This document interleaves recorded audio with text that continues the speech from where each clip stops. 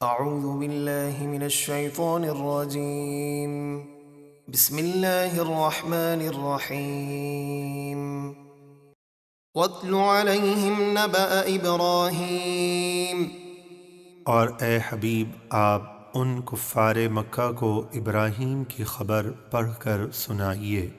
اذ قال لأبیہ وقومہ ما تعبدون قالوا نعبد اصناما فنظل لها عاکفین۔ جب انہوں نے اپنے باپ یعنی چچا آزر اور اپنی قوم سے فرمایا تم کس کی عبادت کرتے ہو؟ وہ بولے ہم بتوں کی پوجا کرتے ہیں، پھر ان کے سامنے جم کر بیٹھے رہتے ہیں۔ قال هل يسمعونكم اذ تدعون او ينفعونكم او يضرون۔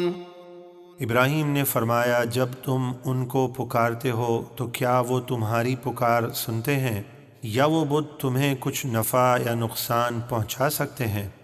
قالوا بل وجدنا آباءنا كذلك يفعلون۔ وہ بولے ایسا تو کچھ نہیں، بلکہ ہم نے اپنے باپ دادا کو ایسا ہی کرتے پایا کہ وہ ان بتوں کی پوجا کرتے تھے تو ہم بھی کرنے لگے۔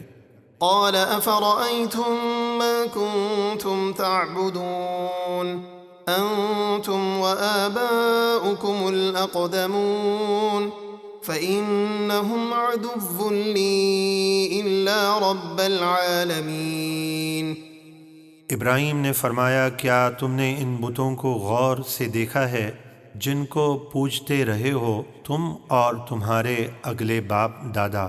بے شک وہ سب بت میرے دشمن ہیں سوائے پروردگار عالم کے، وہی میرا دوست ہے۔ الذي خلقني فهو يهدين والذي هو يطعمني ويسقين وإذا مرضت فهو يشفين والذي يميتني ثم يحيين۔ وہ جس نے مجھے پیدا کیا تو وہی میری رہنمائی فرماتا ہے، اور جو مجھے کھلاتا ہے اور پلاتا ہے، اور جب میں بیمار ہوتا ہوں تو وہی مجھے شفا دیتا ہے، اور جو مجھے وفات دے گا پھر مجھے زندہ کرے گا۔ والذي أطمع أن يغفر لي خطيئتي يوم الدين۔ اور جس سے مجھے امید ہے کہ وہ قیامت کے دن میری خطائیں بخش دے گا۔ یاد رہے کہ انبیاء کرام معصوم ہوتے ہیں، ان سے گناہ سرزد نہیں ہوتے، اور پھر بھی وہ عاجزی اور انکساری اور تعلیم امت کے لیے استغفار کرتے ہیں۔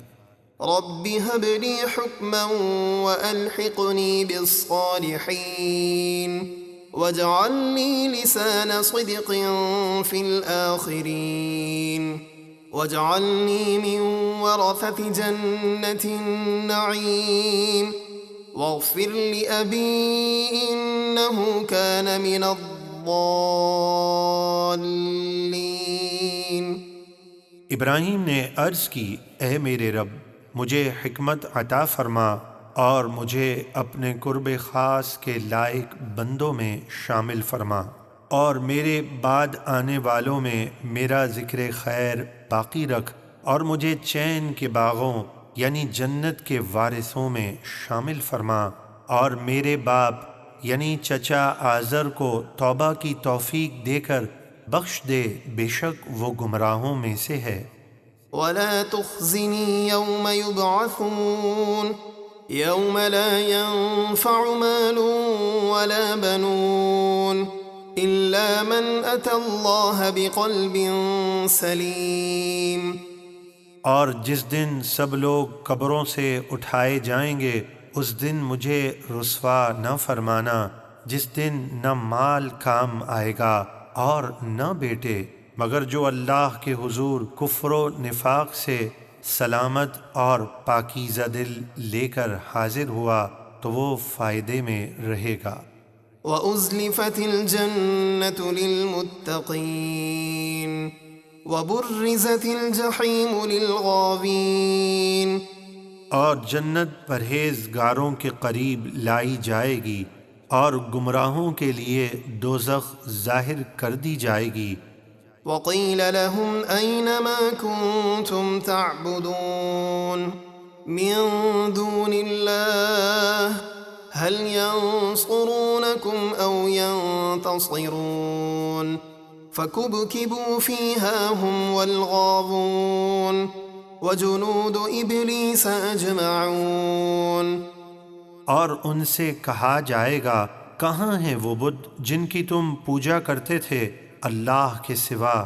کیا وہ تمہیں عذاب سے بچا کر تمہاری مدد کر سکتے ہیں یا بدلہ لے سکتے ہیں؟ تو وہ بت اور ان کے سب گمراہ پجاری جہنم میں اوندھے منہ پھینک دیے جائیں گے، اور ابلیس کے سب لشکر بھی۔ قالوا وهم فيها يختصمون تالله إن كنا لفي ضلال مبين۔ وہ جہنم میں آپس میں جھگڑتے ہوئے کہیں گے اللہ کی قسم بے شک ہم کھلی گمراہی میں تھے۔